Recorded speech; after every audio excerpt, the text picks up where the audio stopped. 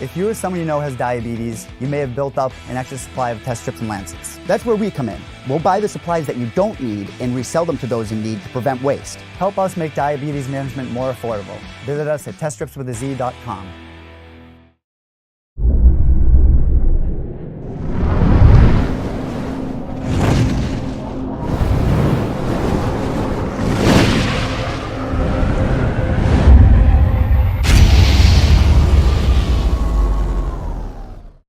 Joining me for the very first time is going to be fighting Tom Breese March 16th in London, England, UFC London, another event on ESPN Plus right around St. Paddy's Day. And who doesn't like to watch people fight around St. Paddy's Day? Ian Heinisch joins us on the Skype machine. Ian, how are you, man? I'm doing great, man. How's it going?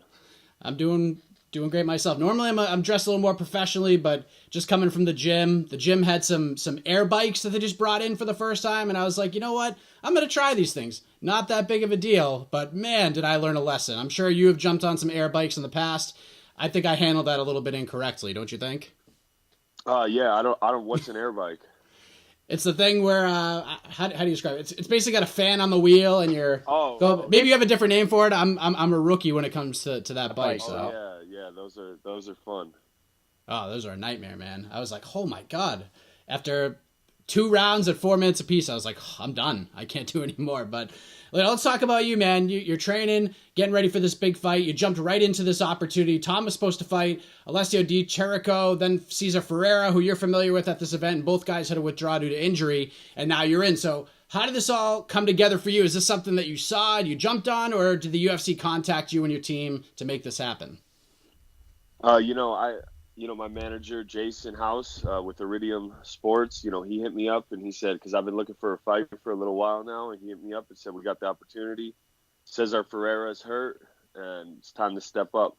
And it was funny because that's what happened before. Tom and Cezar Ferreira were supposed to fight, and Tom got hurt, so I stepped in for that. But this time it's about 6 weeks.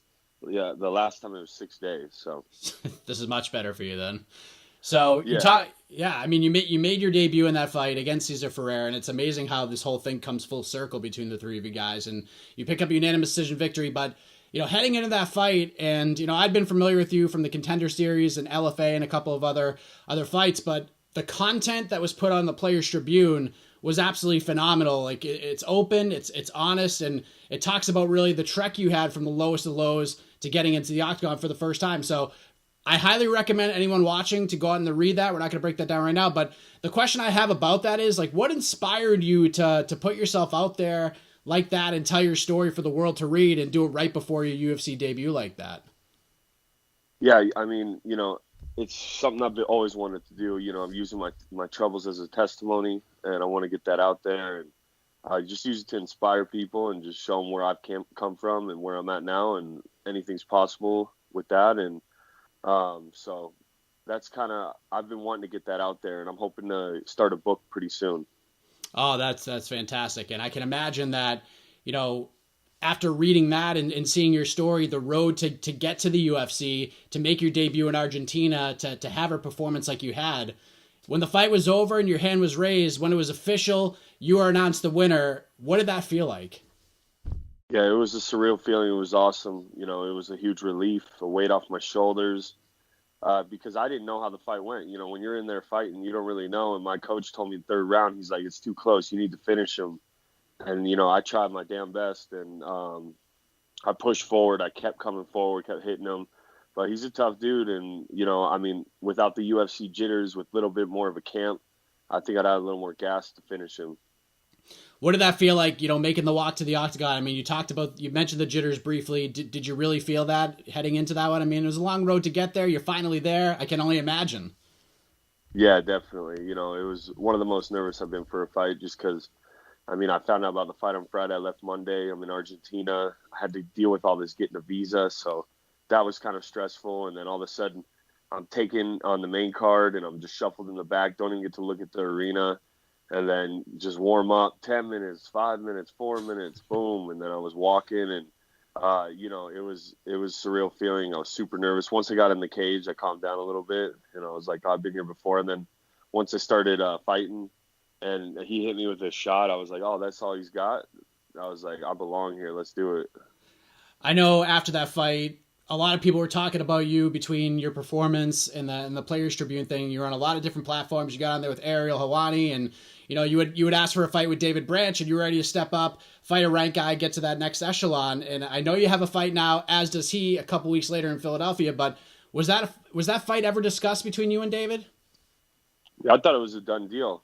We talked to Mick in the lobby after the fight, and Cezar, I guess, was supposed to go fight him after he beat me, or beat Tom, whoever he was supposed to fight. And then, I said, we'll take that opportunity all day. And I was really excited for that. And Branch turned me down, and so, maybe I'll get to fight him down the road. I would love to get that fight, or Elias Theodore, or I would like to fight Brunson too. Any of those guys after this. I'm not looking past it, but after this fight, I want to break into the top 15.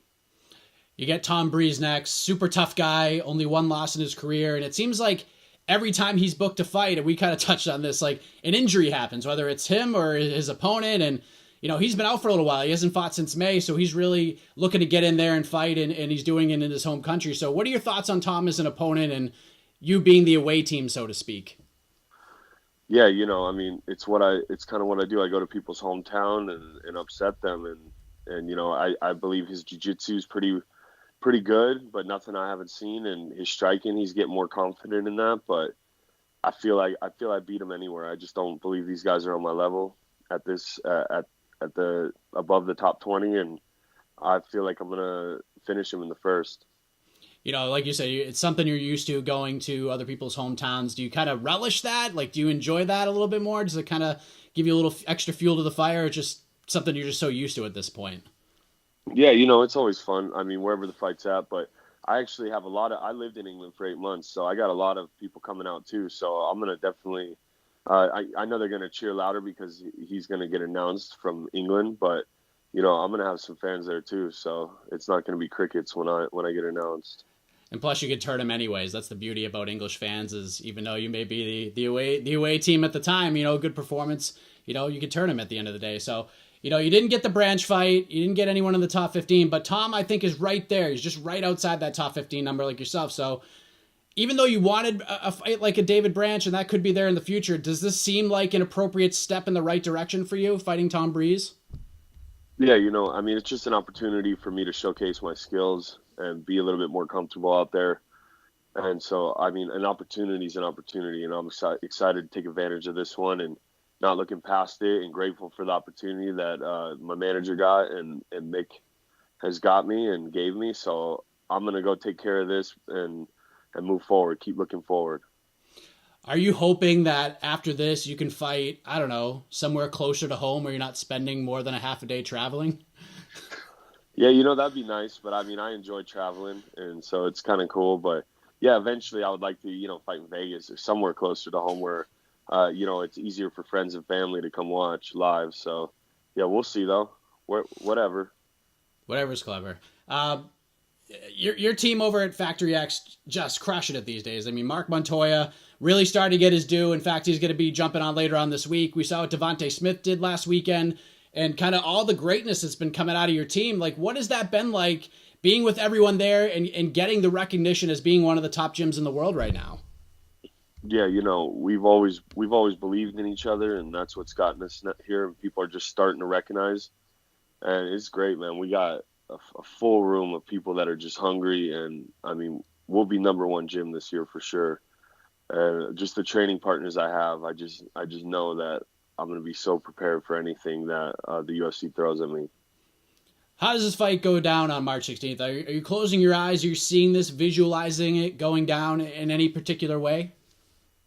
No, I'm just going to bring the fight to Tom. I don't think he's had anyone kind of get in his face. And yeah, who knows where it's exactly going to get finished, but I believe the first round I'll be getting my hand raised, but I'm ready for a war if it has to go there, but I expect a first round finish. Really looking forward to this fight. Really looking forward to this card. Of course, Darren Till is headlining that event against Jorge Masvidal. And, there's been a lot of talk about Till's days at 170 being numbered and a jump to 185 for him being more imminent. Is that a fight you could see yourself having down the road, you versus Darren Till? He's a 170 or so. I don't think I'll be dropping weight down there.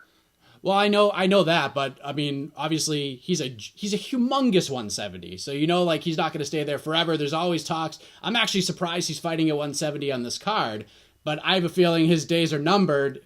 I think 185's going to happen probably this year, maybe even early next year. It's going to happen at some point, but that fight could come in your direction at some point. So I'm sure that would be something you'd be interested in, right? Yeah, definitely. I haven't really thought about that, but if it does, we'll examine it, and if it makes sense, let's do it. There you go. You got Jason House. If it's there, he'll make it happen for you. So that's right.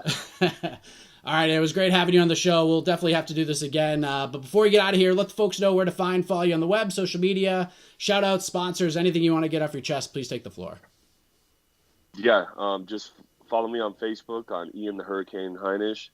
Instagram and Twitter is Ian Heinisch MMA. And just want to give a shout out to all my sponsors. I got quite a few, so I gotta just want to give a shout out to my newest sponsors, Windward Way. It's a rehab facility in California. Always Illegal Pete's has supported me since the beginning, the best restaurant in town. King Apparel, great clothing, Restore Health, Functional Medicine, El Dorado, Rad Roller, Denver Sports Recovery, Jamie Atlas, Relief Massage, Receptra Naturals, the Nil Brothers, and Virus. And also my newest sponsor is Captivation. It's a company that makes you look the best you can for when you're appearing, like for me at the UFC fights, and they get you custom fitted in suits. So check them out as well. It's all on my Instagram. Wow, you might have the biggest list of sponsors in the UFC right now. That's impressive. That's right. Amazing stuff. So yeah, good for you, man. Well, thanks for coming on, man. I really appreciate it, and all the best to you in London on March 16th, man. All right, man. Thank you for having me on.